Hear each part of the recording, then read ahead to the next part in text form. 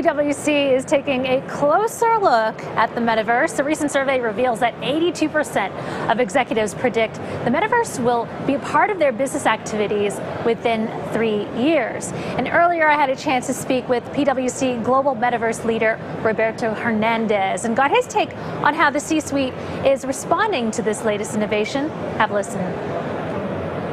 We definitely see a significant surge in the level of interest that corporations pretty much from every single industry have in terms of interest in the metaverse. They are starting to realize that there's significant value, not only from the standpoint on those that are B2C and the experience that they can offer to their clients, but also in terms of how it can increase productivity. When you think about what has happened on hybrid ways of working, as an example, the metaverse opens the number of possibilities around training, onboarding, and how to connect in a virtual way, in a way that feels natural. How would it change the world of remote working right now? Because, you know, since the pandemic, a lot of people find themselves in remote work situations. Some do not want to go back to the office too soon, but some are calling folks back. But what do you see as the future of remote work? So you think about what we were all subject through during the pandemic on connecting to video conferences, using a flat screen versus the possibilities that the metaverse offers.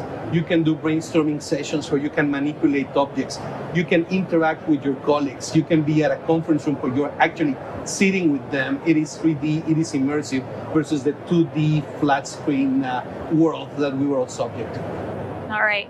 And I wonder when will it be accessible to folks? Because I think a lot of people, they hear about the metaverse, they're intrigued by the metaverse. No one's really using it or knows how to use it. So when will it be accessible to the point where, you know, everyone will be part of the metaverse and it'll be an experience that, you know, it's as easy as logging on the internet? So I would argue that there are already a large number of people around the world that have been exposed to the metaverse, because the metaverse is not only virtual reality, it also includes augmented reality and immersive 2D platforms. There are more and more people that are using their smartphones to connect to portals that give them the ability to walk in virtual worlds and connect in different ways. It is certainly going to take a little bit more time until we are all carrying a VR headset. We can see around the expo this week all the new headsets that are going to be made available to the public pretty soon. They are certainly not a price point that I would say is available for the masses, but when we think about corporations and the value that the metaverse offers, we are going to see adoption increasing pretty fast. And when you're talking to corporations, are they more interested in centralized or decentralized solutions? I don't think that there's a particular preference right now, because a lot of what is happening is exploration. And if you think about some of the experiences that are available in the metaverse, you can have them in closed platforms, but you can also have them on decentralized platforms that leverage blockchain technologies.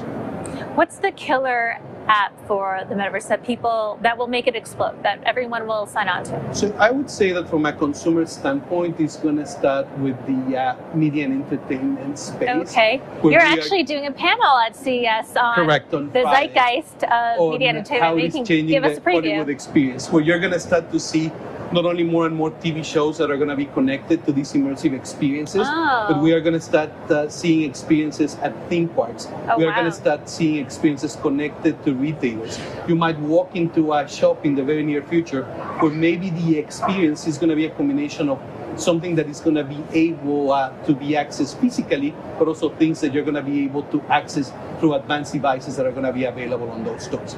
And then on the corporate side of things, I believe that there's a humongous opportunity on everything related to workforce transformation.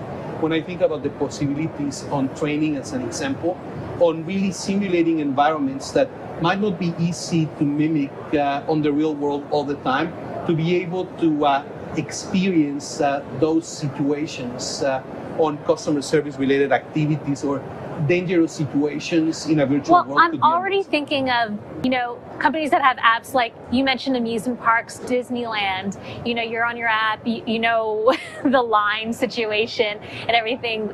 I guess it'll go deeper into that. And you mentioned augmented reality. I think of Pokemon and how the kids are always playing around and trying to capture these Pokemon. So are you seeing that more integrated? I would say those are amazing breadcrumbs. And what we will see is Think about it as the tip of the iceberg, or think about it as we were having a conversation on what the internet was all about back in 2000. We were just seeing what a website would look like. It wasn't too graphic, it wasn't too exciting, but there were visionaries that could tell that that was something that was magical. And when I compare what happened in 2000 to what is going to happen over the next 3 to 5 years with the Metaverse, we are going to be amazed at the number of possibilities that are going to be available. I'm also thinking of, shows like American Idol. There are some Metaverse shows I'm seeing too, but, audience interaction. Where do you see that headed? So we are seeing an explosion in the number of virtual events that are taking place, virtual concerts,